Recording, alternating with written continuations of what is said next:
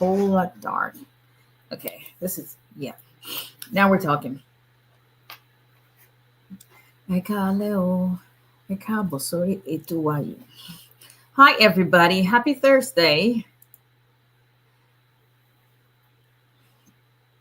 Happy Thursday. Happy Thursday.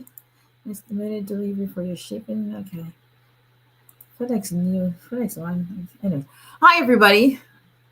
Hello, Miss Stacy Ann. You never called me. You were supposed to call me. I never heard back from you.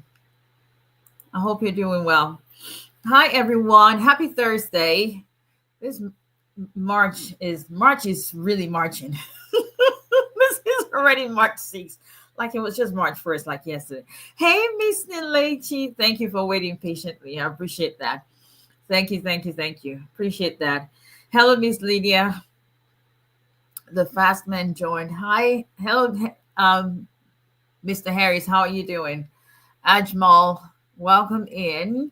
Hi, Facebook and YouTube family. Let's put this back here. I'll put this on. Okay, it's on. Hello, Mr. 𝒊𝒎𝒎𝒊𝒈𝒓𝒂𝒏𝒕. Kingsman 21. 𝒊𝒎𝒎𝒊𝒈𝒓𝒂𝒏𝒕. Hi, everyone. Come on in. Say hello. Come on in. Say hello. Say hello. I feel that this month is marching on. Hello, Mr. 𝒊𝒎𝒎𝒊𝒈𝒓𝒂𝒏𝒕. How are you? Hello, Finest Shandy. My sister from another mother. Thank you for joining.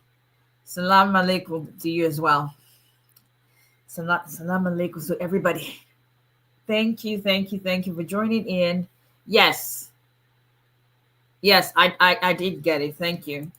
All right, welcome in. If you are just joining us for the first time, let us know where you're joining in from. We are a group of immigrants that come together every Tuesday and Thursday, 8:30 p.m. Central Standard Time, 9:30 p.m. Eastern Standard Time Zone. Let's see. Okay. And talk all things immigration. So when you come in, if this is your first time, I'm doing well, Mr. 𝒊𝒎𝒎𝒊𝒈𝒓𝒂💏. Let us know what state, what city, what country. Yeah, people actually joining from other countries. So you were shocked. You're joining in from. And hello, Mr. Henry. How are you? We'll be glad to welcome you into what Ms. Under Sanctuary calls the most positive space in social media when it comes to all things immigration. All right, come on in, people. Let's talk immigration. Let's answer your questions. And if you've got questions, please put those questions in the comment section, and I get to them as I get to as many questions as I can. Excuse me, I almost choked on my I get to as many questions as I can, depending on how much time we have. Hello, Miss Sanctuary. I just talked about you. Miss Christiana, we still haven't received it, so because I know that's probably what you're going to ask me. But you already know if we had received it, I would have sent it to you. But anyway, thank you. So, well, I lost my train of thought. But anyway, this is Attorney immigration attorney based in Alabama, representing immigration clients in all 50 states. All 50 states. For instance, I've never been to Alaska. So if you need an immigration service in Alaska, well, I guess we'll cross that bridge when we get there. But because a lot of people do not know that immigration is federal practice, so it doesn't matter what state you live in. Immigration attorney that represents an immigration attorney, as long as they're licensed in one state, can represent you in any state, regardless of the state you live in. So we will be glad to represent you in your immigration case. Just give us a call, 334-341-4475. Visit our website at olalayalawfirm.com. info@olalayalawfirm is the email address to use to contact us. Please like and share. Hi, Mr. Like and share. We will send the coverage. I tell you have the best lines. Please like and share. Follow, subscribe on all social media platforms at Olalay Immigration. That will be very much appreciated. Let's talk immigration, y'all. Let's talk immigration. Let me start with well, I was going to talk about, this is what we're going to talk about tonight. Because tomorrow, H-1B registration is going to open up. So we had so many calls about that today, and I'll talk about what H-1B is, but the registration starts. Like and share, please. Hi, God's favorite. Registration starts tomorrow, and so tonight we're going to talk about, can my employer sponsor me if I have overstayed? So if you have overstayed, can your employer still sponsor a visa petition on your behalf? So that's what we're going to talk about tonight. If you are one of those who called the office today, like, hey, this is like, H1B, like, okay, send your employer, like, I know, okay, we don't give you employers. So you may want to come in and listen up to what the requirements are. So, but just, I digress a little bit. USCIS is on a form update spree, and I'm not sure if it's just intentional why they are updating those forms without any advance notice, without any grace period. Something's going on. So in the last 48 hours, they've updated I-485 that they just updated less than a month ago. Like February 10 was when the last edition was kicked in. Then they updated a new one on March 3rd. Was it 3rd or 4th? One of the 2 days. The same date they released it is the same date they said is effective. Go figure. And here we are in the office, sent out 3 cases that had I-485 on the same day. So it was just ridiculous. And then yesterday, they updated forms N400 and I-131. So application for naturalization and application for advanced parole. Without no grace period, the new additions are the only acceptable edition. So if you are in the middle of, so now we've got so many cases we have to update. I'm not sure what's going on.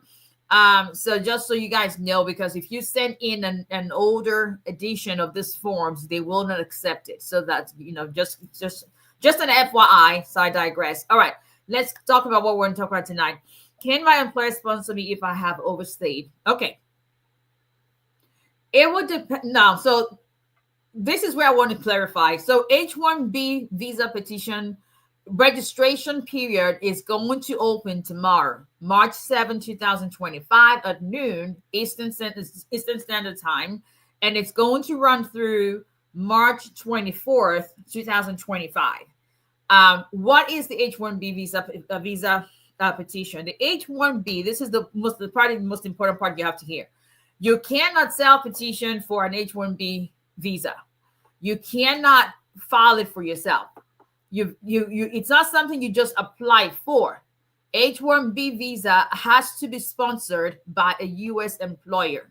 So someone who is an H-1B, a U.S. employer, a legal entity, a legal person, a company that's a legal entity, has to offer you a job in the position in a specialty occupation. Specialty occupation basically is, at the very minimum, that job requires a bachelor's degree.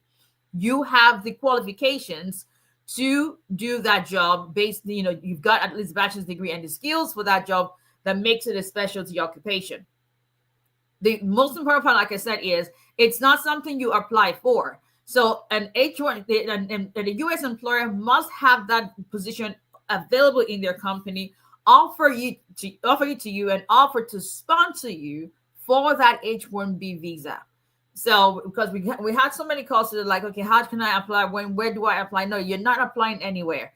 So the registration period is strictly for employers. It's for employers to register for the employees that they intend to sponsor in that H-1B specialty occupation position. And you submit that registration through the USCIS website. And so it starts tomorrow and it runs through March 24th. When the registration is concluded, that ends that, then USCIS conducts, so this is the lottery part of it. USCIS conducts a lottery system where they said it's an unbiased selection where it's randomly selected, maximum of 65,000 visas, visa numbers, maximum randomly selected, and then those who have been selected, USCIS will notify the respective employers. Then starting April 1st, employers will be able to start filing and submitting the H-1B petition itself for the tentative start date of October 1st, 2025 for that foreign employee. So that's an H-1B visa petition in a nutshell. It is not something you apply for. You must be sponsored by an H-1B visa petitioner. The reason why this happens once a year in March every year is there are H-1B cap exempt employers and there's H-1B cap subject employers. If you are working or you get a job with a cap exempt employer, that means they can file H-1B at any time during the year. They're exempt from the cap with the 65,000 visa numbers. Cap subject employers, however, can only file an H-1B, sponsor an H-1B, if their registration is selected during the H-1B lottery system in March. So an example of a cap exempt employer will be a university. Universities are generally exempt. Research organizations, nonprofit research organizations are generally exempt.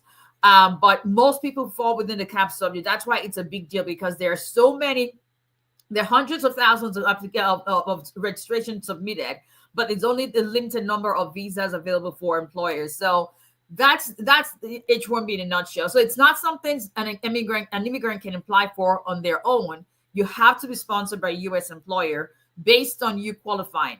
The same applies for if a U.S. employer is going to sponsor you for a green card. So if you have overstayed, and a lot of people, I get quite a number of those consults like, okay, so my marriage application didn't work, but my employer wants to sponsor me, and I want to know what the process is to get a green card through that. And the very first thing I ask them is, okay, are you in any valid status? They're like, no, I'm not. So that's why I'm trying to do the employment. Well, it's not either or. You cannot, because the marriage didn't work, doesn't mean you're not qualified for employment basis. Employment basis actually is more strict than the family basis, because once you have overstayed, you really cannot get an employment. You can't get a green card or change your status through employment once you've overstayed. Okay, if you are doing, if you find an employer who's going to sponsor you for a green card, an example would be you go to nursing school, you pass your board, and now you can work as an RN, you can work as a BSN nurse, whatever the case may be. You get an agency or hospital to sponsor you. They can file an I-140 immigrant worker petition for you. That's going to be approved all day, every day. So the question is, can my employer sponsor me if I've overstayed? The employer can sponsor you for the petition. There are two parts to an employment case. There's the petition, and then there's the change of status or adjustment of status. In the H-1B that we just talked about, if you're going to have an employer sponsor you for an H-1B, the H-1B part of the petition part of that H-1B can be approved whether you're in the country or outside the country. It's irrelevant. The question is, will you be eligible to change your status to that of an H-1B if you have overstayed and you're in the country? And short answer to that is no, you cannot. In order for you to change status to H-1B, you have to be in a valid non-immigrant status yourself. And so one concept I had today was, okay, but I filed for asylum within the 6 months period I was given when I came in, within the 6 months period of my I-94. I've just been waiting for an interview. So does that mean I can still adjust, change my status from that to H-1B? And short answer to that is no. Yes, she filed the asylum within the 6 months period. The only thing that does for her is she has not accrued any unlawful presence. So she's not going to need a waiver for right now, right? So but as far as being able to change status to the H-1B, because asylum is not a valid status, it is an authorized status, quote unquote authorized status. It doesn't give you it doesn't confer on you any legal status. That means you don't have any status to change from. That's the whole point of a change of status. You're changing from one to another. If there's nothing you're changing from, you're not eligible to change into something else. So the best she can do is to take the risk and apply for an advanced parole. And if that doesn't work, take the risk and actually leave because she hasn't accrued any unlawful presence. And I said, but with this administration, it's a risk you're taking. So if she goes to in Canada or Mexico, for instance, and gets the H-1B gets approved, she has to leave the country to get the H-1B visa stamp. But it is a risk, even though she hasn't accrued any lawful presence. She cannot go. But she's from Ghana. She can't go back to Ghana because she has a pending asylum case, but she can't adjust status. She can't change the status to H-1B. The same thing applies if you are. Same example. You've been in the country for a while, waiting for your asylum interview. You have an employer sponsor you. You're a nurse. You're a physician. You're a lawyer. Whatever the case may be, and the I-140, which is the permanent immigrant alien worker petition, can be approved by itself. It's a standalone petition. The question then is, so the question of, can my employer sponsor me? Employer can sponsor you for an H-1B non-immigrant visa. An employer can sponsor you for an immigrant visa, but it can be bifurcated because the petition can be approved.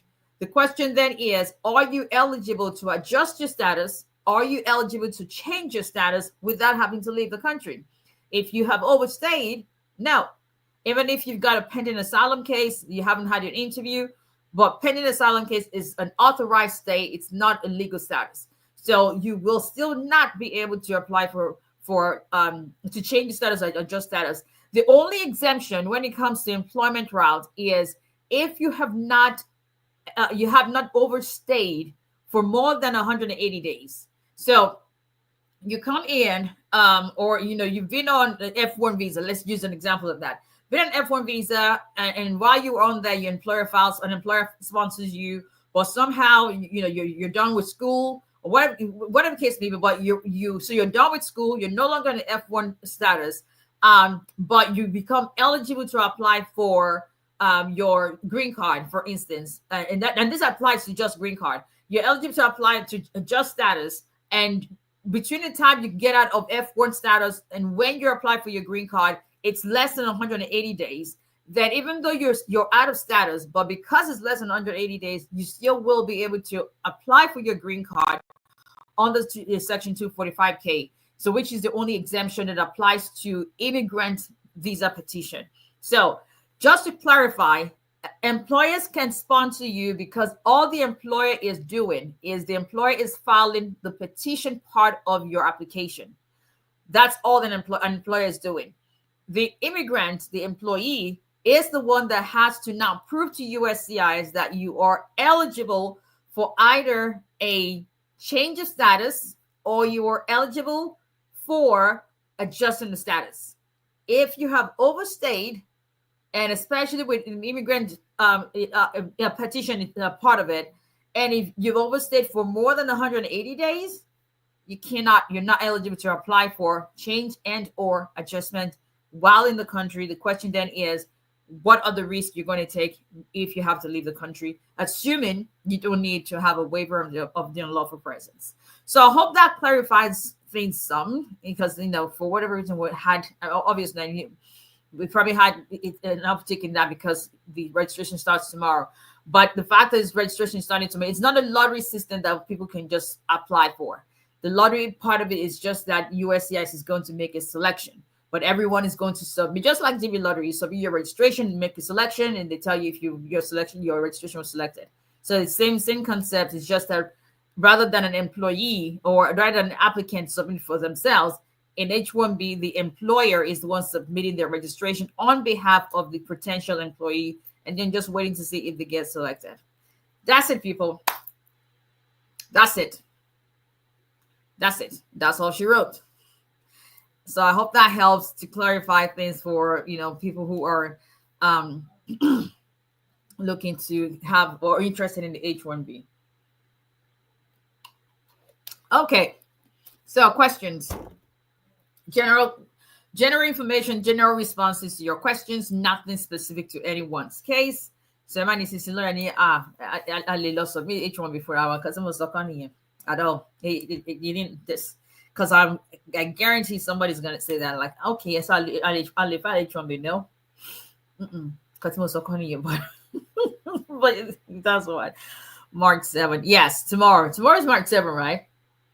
I mean, she was tomorrow is not. It's March 7, right? You read my mind on tonight's topic. Okay, that's good. Thank you, Jay. Mr. Sahida, I'm good. How are you? Thank you so much for all you stand for in our community. Thank you.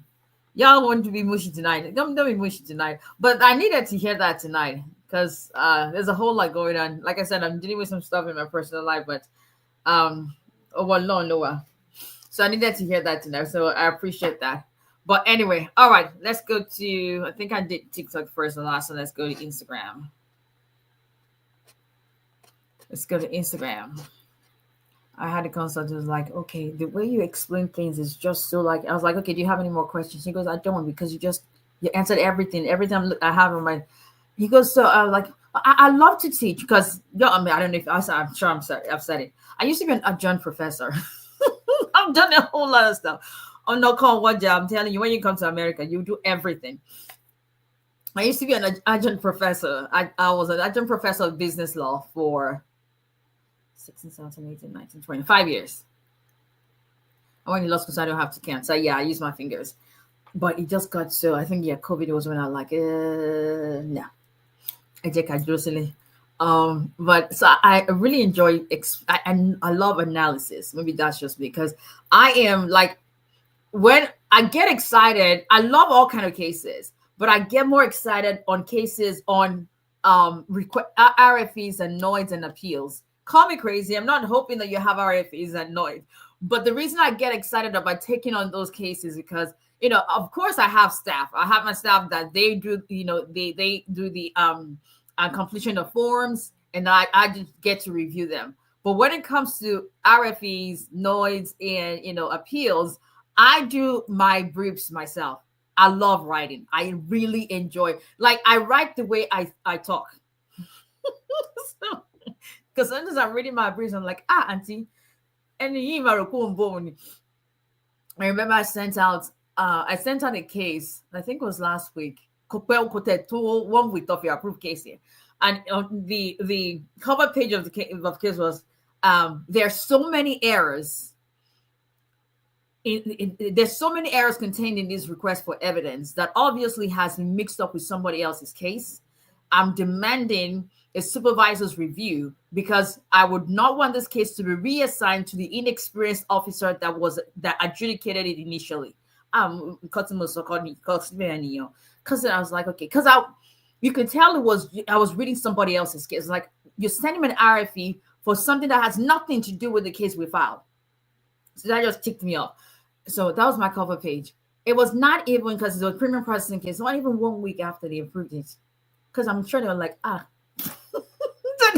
So I love it. I love analysis. I love to explain. I love to break things down.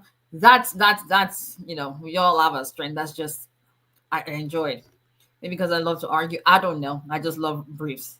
So I don't ever, because sometimes you have contract attorneys. I don't have. I do my briefs myself. I just enjoy it. I love to write. Actually what keeps me up at night. Like sometimes 2 a.m., 3 a.m. I'm still up. Yes. Come on,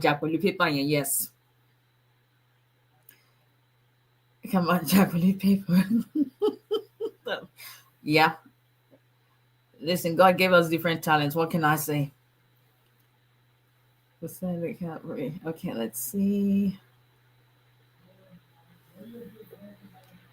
Only immigration tested, trusted, and verified. Thank you. God's favorite said, good evening, sister. Like, good evening, good people. Yes, good people, good and blessed and favored people of God. We gather together every Tuesday and Thursday. Hello, Miss Peggy. Okay, Miss Peggy. Echo everything. All right, let's see.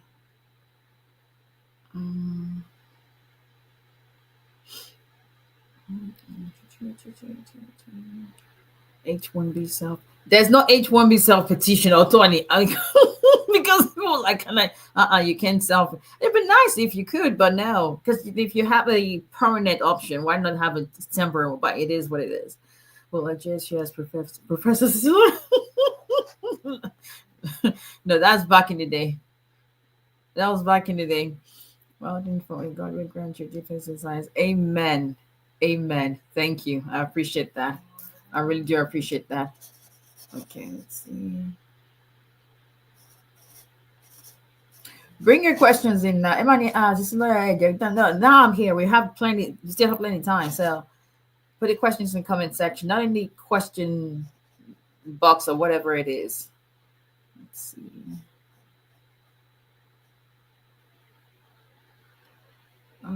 Okay.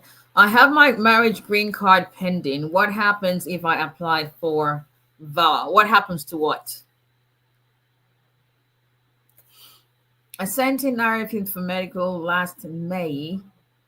I haven't heard anything since. Any chance for approval? I can't tell you chance for anything when I don't know your case. Do I need to notify USCIS to hold my I-485 or convert it to VA-based petition? You can ask them to transfer your I-485 if you have one that's pending to your VA case. But even if it gets, if they don't do it or it gets denied or an error or whatever, the good thing is VA petitioners don't pay filing fees anymore. For right now, knock on wood, hopefully that doesn't change. So you're not going to be out anything per se.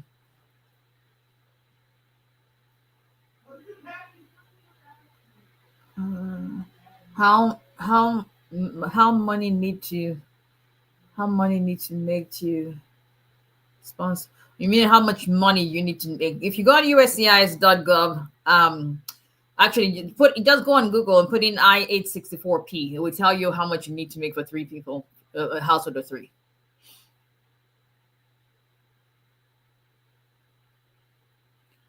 And please not repeat your questions because I see you repeated your questions. God knows that's just ridiculous.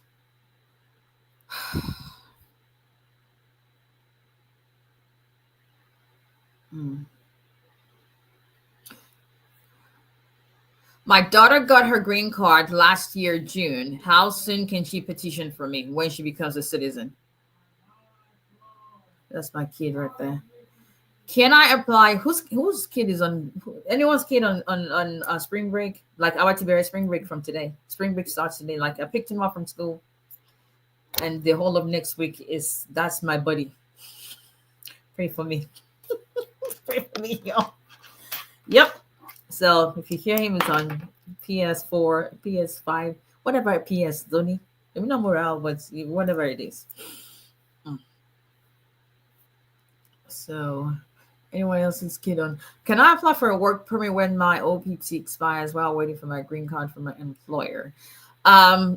If you have, well, there are some circumstances. If you have an I-485 that is pending, because I'm not sure what you mean by while waiting for your green card from your employer. You file your green card. Your employer is not filing a green card for you. Your employer is filing the petition. That's what we just explained tonight.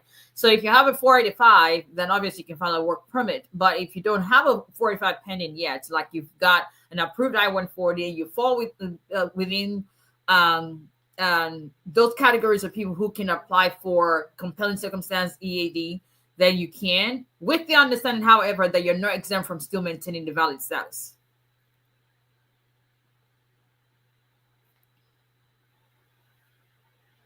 Do you think I can apply for citizenship and permanent resident for 25 years?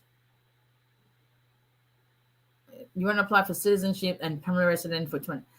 Okay. Honey Master, are you saying you've been a permanent resident for 25 years and want to apply for citizenship now? Because I'm not sure how you want to apply for citizenship and permanent resident at the same time.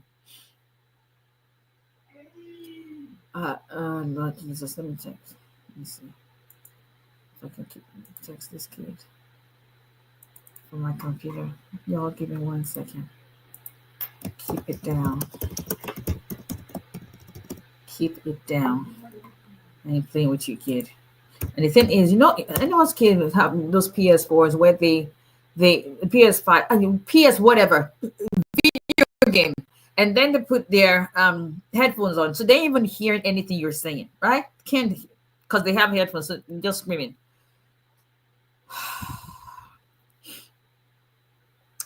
I have a C-14 work permit and a real ID. Can I travel? Anything about travel, and you're not my client, I don't answer questions about travel.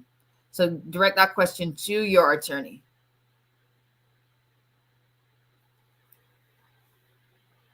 Can I get a work permit while on progress? can I get a work permit while on progress of the marriage? Um, please rephrase your question. That would be very helpful. Can I see your hairstyle? Well, please. Miss Chantel, I don't know how else you want to see it. I already said I'm going to do a photo. I would do it. I'll put pictures up. If you go on my personal page on Instagram, I will, because there's nothing putting here a picture of them on my business page for. But it's just braids in the back. How can I get in touch with you? Number is 334-341-4475. olalayalawfirm.com, info@olalayalawfirm.com. Thank you, Miss Stanley. How are you going to answer part 9, item 76 in the form? Okay. Case has moved from interview to RFE medical exam. Okay, so what's your question? I was actually going to ask about H-1B. Okay, but you set it up. Oh, there you go. If you have a pending asylum and then win the American DV lottery, can you adjust status? So it's still the same thing I just explained. If you win the lottery, but you don't have any valid status, you're in the country, generally, no, you have to cancel the process as long as you haven't overstayed. But if you overstayed before you filed the asylum, then you're dealing with having to file a waiver of unlawful presence. So what you need to do is to sit down with a lawyer just to be on the safe side. I have a petition based on widows. So a widow's petition, can they call me for an interview? Absolutely. Absolutely, they can. Do you handle EB1 cases? No. Please do not repeat questions. It really helps not to. Where is your office based? Alabama, but we represent immigration clients in all states.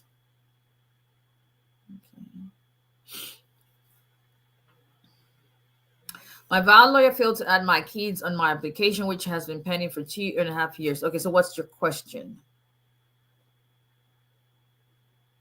Our office is open 9 a.m. to 4 p.m. Monday through Friday, Alabama Central Standard Time.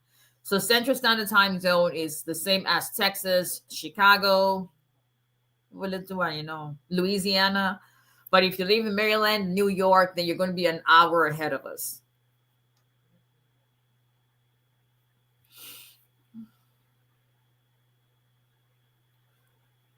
I filed for my husband from Canada, and now he has moved to Canada with PR. Okay.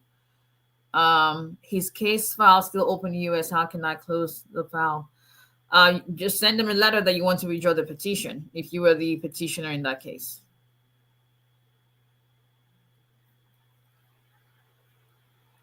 How do you respond to a request for evidence for 485 about your sponsor not qualifying by first evaluating your case with an attorney if you're not sure what you're doing, so that you can get it right and not risk having your case denied and you have to now start dealing with motion to reopen or having to file a new one. Keep in mind, filing fees a whole lot more now. I don't know about you, but I don't think I want my clients to be paying new filing fees if they don't have to. So you have to think about that when you're responding to RFEs. That may look similar. Funny thing is, it may look similarly easy, but I-864 sponsorship issue is one of the, if not the number one ground why marriage-based I-45s are denied. You think it's simple, but that's almost, I think it's the number one ground. Okay, this kid. Just told you to keep. I'm going to keep it down. I will not say it again because I am playing. And exclamation points. Okay. I found about 3 months, no receipt. How long does it take? So I'll tell you this though, if that makes you feel better. I'm noticing that it used to be that we were getting receipt notices from our office without any issues. I'm noticing that it's not starting. We're going into like a month and a half, 2 months before we get receipt notices on VAR cases. I've asked two of my colleagues, they've seen the same thing. I'm not sure what's going on. It was that way 2 years ago when you had to wait almost 90 days to get receipt notice. Then it got better when they moved it to Nebraska Service Center. Now that it's all over the place, we're seeing a delay in those receipt notices once again.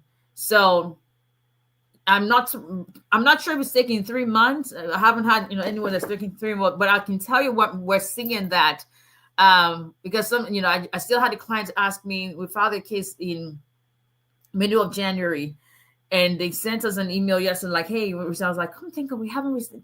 So that's what we're seeing, and I don't know what could be wrong with that. Can I still? Oh, I don't want to miss your question. That's the time, 9:06. Yo, I haven't eaten much, so I'm hungry. So, do you help with requests for evidence? Yes, we do. Okay. Boyfriend lives in Scotland. He wants to move here. What's the easiest and fastest visa route to take to get him here? Sit down with the lawyer to discuss that. VAC is transferred from one office to another. Is that good or bad? Do you see this happening? Yes, they're going to get a lot of transfer. This is going to drive you insane. So I tell my clients, don't even bother yourself. You're going to get, we transfer your case, which they're transferring the whole over the world. It's not even just the United States. They're transfer over. Don't let that bug you. It's just ignore, because you want to focus on your VAC is getting approved first of all. And talking to Vikings is approved on green card. Shout out to Miss D, getting her green card after waiting almost a year with someone else saying, hey, they'll just call you when they're ready for you. And she came to us in November of last year, and she was like, what can we do? I was like, this, what we're going to do. We ain't waiting. There was no reason to wait in her case. So like, the worst that can happen is they heard from us November and got her green card approved 2 days ago. So congrats, Miss D. Very, very happy for you. And her mom also got a green card approved this month, a week ago. It's a double blessing for them. Okay, so don't even just focus on your VAC being approved. The transfer notice is going to drive you insane, so just ignore that. But it's neither good nor bad. So, can I apply for AOS if I wasn't admissible or paroled during entry? Married to U.S. citizen with pending asylum. If you didn't come in with legal documents, no, you cannot adjust status without a 601A and having to cancel the process, unless you came in, you don't have more than one illegal entry, and you're doing a VARCAS.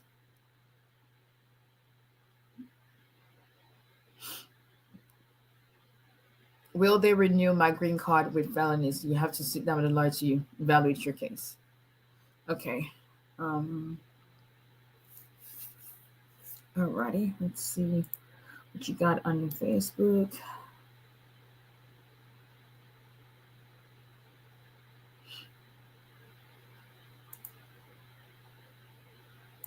Mm-hmm.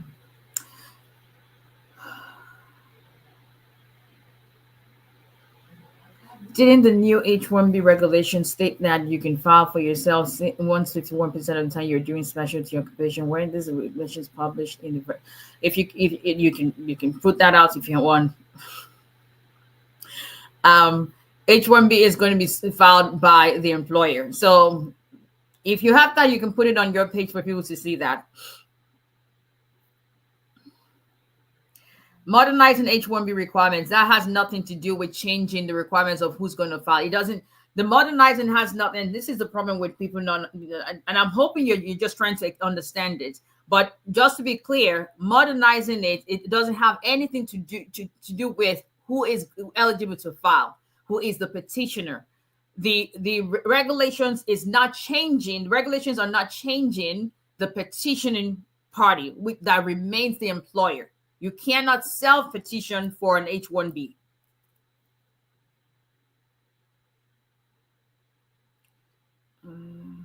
USCIS stated that they will make a decision on my case by July 12, regardless of whether I submit my RFE response. What does this mean, considering I've not been invited for an interview? I can't speculate to something that I don't know what it is. I'm not sure why. I can't speculate to that.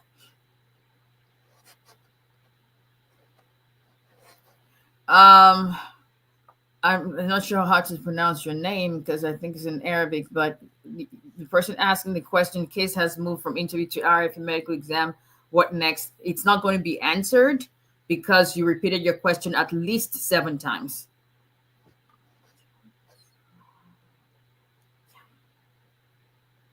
Okay.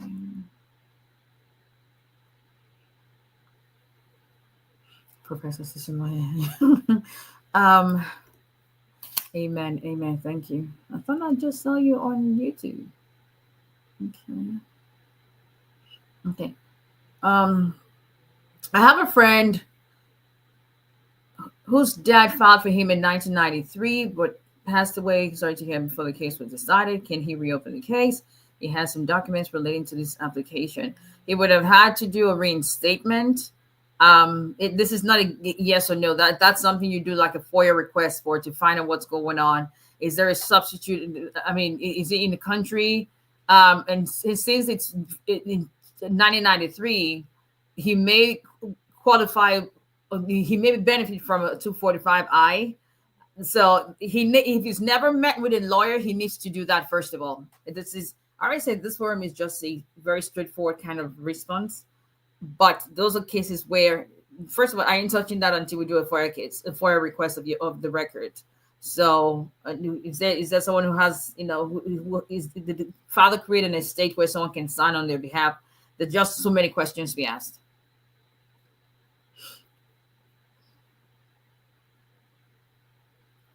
How long does it take? Anything about how long go on USCIS.gov processing time?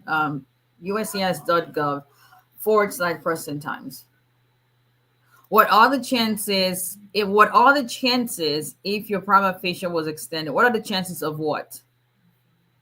Okay, Miss Peggy is not singing; he's shouting on his people that are playing the video games for him because he's on spring break. Spring break is next friend. Okay, we already started today because they're out of school tomorrow. Can parents who have green cards file for their adult children? Yes, as long as they're unmarried. It's going to be a long spring break with you. Pray for me. Yeah, pray for me. Because, yeah. Last year, spring break, he was with his dad. So it means Bahamas last year by this time. No. Yeah, middle. Yeah. But this year he's with me. So it means I with spring break. Hey. I do my love is yes, it's fun when you have the gaming headset on. I wouldn't know because I don't play games. I don't play video games. So, prima facie extended. Any good hope? Prima facie extension has nothing to do whether your VACIS is going to be approved. If that's what you're asking. Hello, Island Girl. How are you? How do immigrants benefit from the 10-year stay? Good question. Now, this is just general information. If you are, so I know a lot of people hear about, okay, if you've been here for 10 years, I've been told I can apply for a green card. 10 years has to do with what we call cancellation removal. And it's called cancellation removal because it's an application that you can only benefit from if you are in removal proceedings. Basically, you've been placed in deportation proceedings. That's where you can apply for a removal, cancellation removal based on 10 years and other conditions that you have to also meet. So that's what that is in a nutshell. If you were granted asylum in 2021, when can you apply for citizenship? Well, you can apply for a green card first. So when you can apply for citizenship starts from your residency in states. Usually when you get asylee status, it is backdated a year on your green card. We're changing time this Sunday. That's true. We are springing forward this Sunday. So y'all remember. That includes me. I'm going so I can remember because I always forget when I remember at home, but usually when I get in the office, I always forget. It's like, why is it? Yeah. It's important for them to live together in a marriage-based case. Not everybody lives together. Sometimes you may have a reason not why you're not living together, as long as it's a reasonable explanation. Living together is not the only thing that proves that it's a good faith marriage. I'm telling you, not to. My VA happened for 2 years, still pending. Yeah, it's going to be pending. Nice to meet you as well. It's going to be pending for a while. I'll be someone online. Hello, my namesake. Okay, let's see. 9:15. Does reckless driving charge due to speeding affect H-1B processing? It can, depending on your state. But if you're not sure, you want to seek the opinion of an attorney. My 485 has been pending for more than 1 year. Recently, my case was transferred to NBC from NSC a month ago. My priority date has been current consecutively for the past. The case still pending. What's your question? Married 2 years, citizen of a year was from, but I denied. Okay. I didn't. I don't refile abusive spouse, 1 to 5 vow, but not much evidence on mail. Okay. You have a consultation with an immigration attorney. We'll be glad to evaluate your case and see what evidence you have and what you can do with the evidence that you have.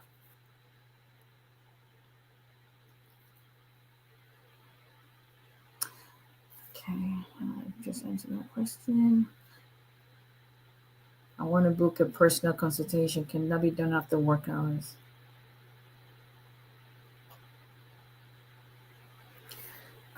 Okay.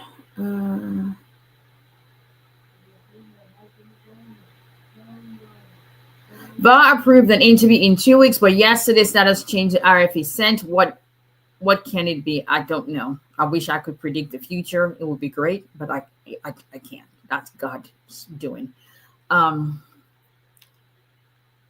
Okay. All right. Let's see.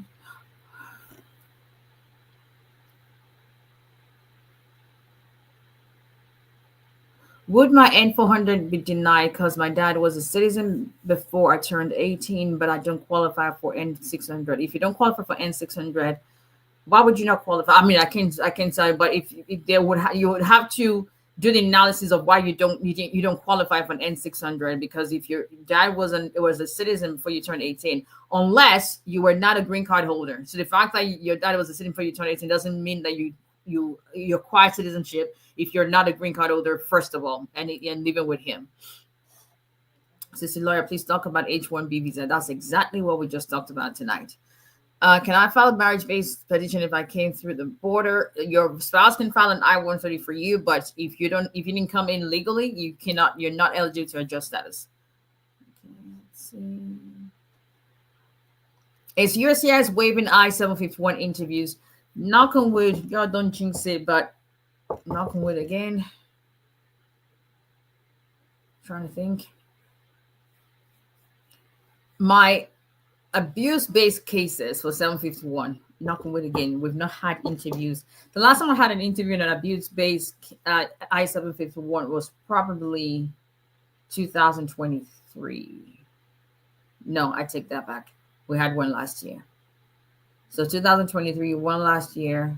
But the last 3, 4 that have been approved, no interviews. I hardly do joint 751 because I just enjoy representing people who they've been told by their spouse that they can't get a 10-year green card, and I love advocates in that regard. I mean, I do joint petition. I just find that I do a whole lot more of abuse-based cases when it comes to 751. Okay.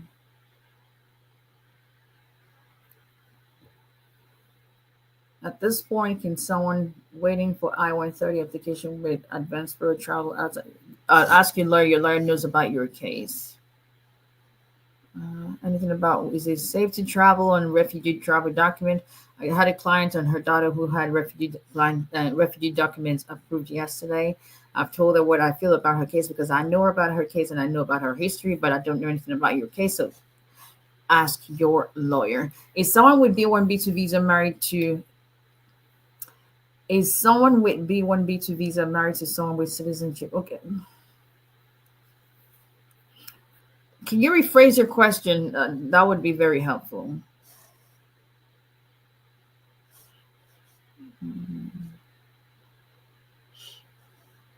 Okay. All right.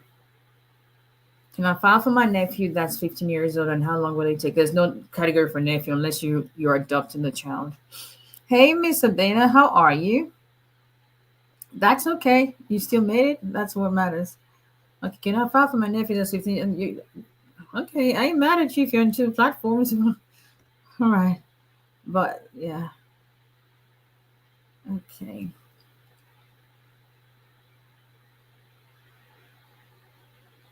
I-45 has been pending for more than a year. Case got transferred to NBC a month ago. Do you have any guidance on when this case will be made?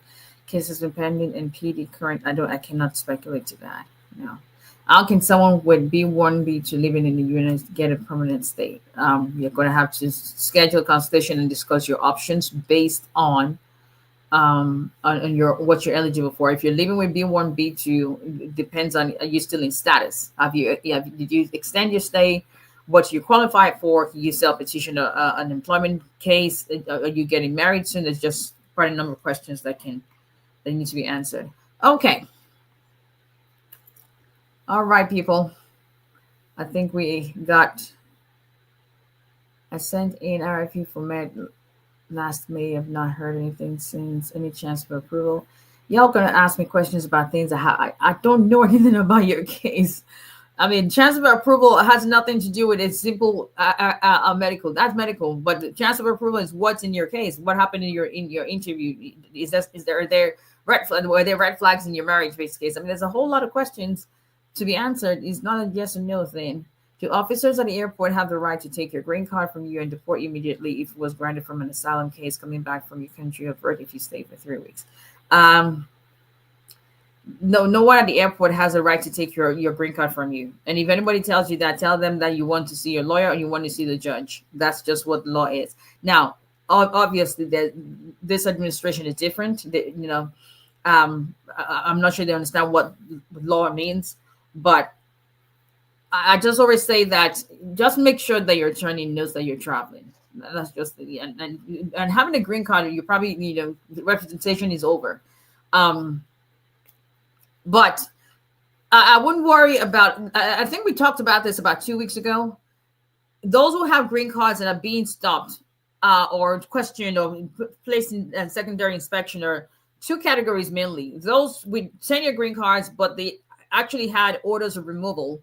And under past administrations, it was fine because they have the green card. They didn't worry about that, but it never went away. And now under this new administration, they pull up your alien number. They see that you had an order of removal, then that becomes a problem because you was never dismissed and you never took care of that.